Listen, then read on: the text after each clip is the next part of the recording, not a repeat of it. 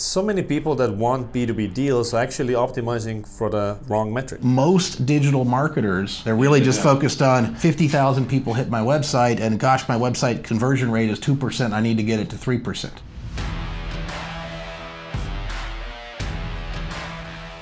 Hey guys, I'm here with my friend Bill Leake. He is a seasoned B2B expert. And I was just chatting to him about optimizing for B2B.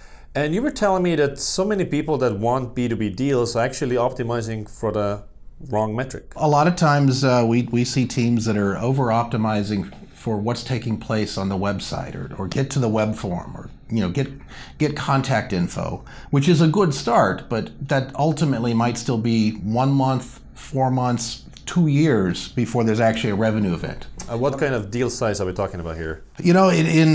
Typically deal size tends to be correlated with time and length of the sales process. The smaller the deal size, the more likely, even in B2B, you could have a very rapid transaction, something within a few days to a few weeks.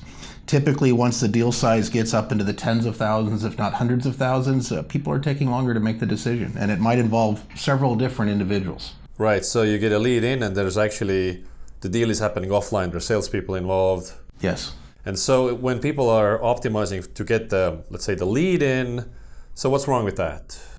Well, they may not be getting the right person. I mean, I can easily get leads. We both know that if we want to maximize conversion rate, we take out an AdWord that says free bags of money, and we have a landing page that on it says, give me your data and I'll send you a free bag of money.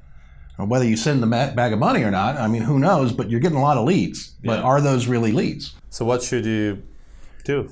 You actually want to do a little bit of qualification on the landing page and in the ad copy. If you're selling email marketing software and your niche is targeted to people who have a list of more than 100,000 people, do you really want the names of people who are looking for MailChimp? Sure. Or is that just going to waste the time of your sales reps? Yeah. So you want to actually decrease your conversion rate a little bit in the early stages of the journey, so you're not bringing in lots of what are effectively bad leads who will just waste the time of your sales force.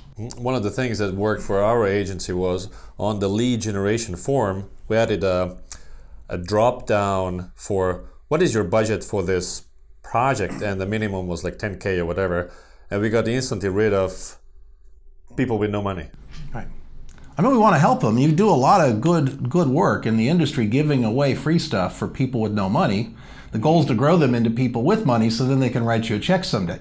Right. So what other common mistakes are you seeing when people do B2B marketing optimization? We see a lot of times where the people responsible for conversion and for the website are not getting the data back from the eCRM system. They're not getting it back from the Acton, the Infusionsoft, the Marketo. They may not be pulling data back from Salesforce.com or whatever they're using, Pipedrive, Zoho on the low end. And really you want to figure out of the things that enter the funnel, which are the ones that are making it further down the journey and getting close to a revenue event. And think about conversion optimization really is maybe 12 different conversions that occur down the process, some of which occur post-website. What kind of tracking would you typically want to set up there? You'd want to have every single touch tracked, ideally. So from first contact on the website, or even where they were being marketed to with a display ad or something else out there, and then every time they're seeing something digitally. And then also, did they attend a webinar? How many emails did they get? Which ones did they respond to? How many? So you're able to take that whole data set, and it does turn into a big data problem. And that's why in marketing automation, they have all this lead scoring and those kinds of things. And most digital marketers are kind of blithely unaware of all that stuff. They're really just focused on, 50,000 people hit my website and gosh, my website conversion rate is 2%, I need to get it to 3%. Sure. And so we have this data silo problem where we have the CRM here, and then we have live chat here, and web analytics here, and email marketing. So how do you make all of them talk to each other? There is going to be a problem with dirty data. There are a bunch of different databases out there. Google Analytics is probably not the single source of truth if you're in B2B, unless you're selling stuff on the website. So you have to figure out which is our source of truth, and get all those data sets into one database where possible with all those codes, and then look at it and see what can we learn from that. Do you use customer data platform, CDPs, for this? You can. I mean, some of those I think are going to be much better a couple of years from now than where they are now. They're being oversold with a lot of hype. When you kind of look at those hype curves, they're kind of near the top of it right now.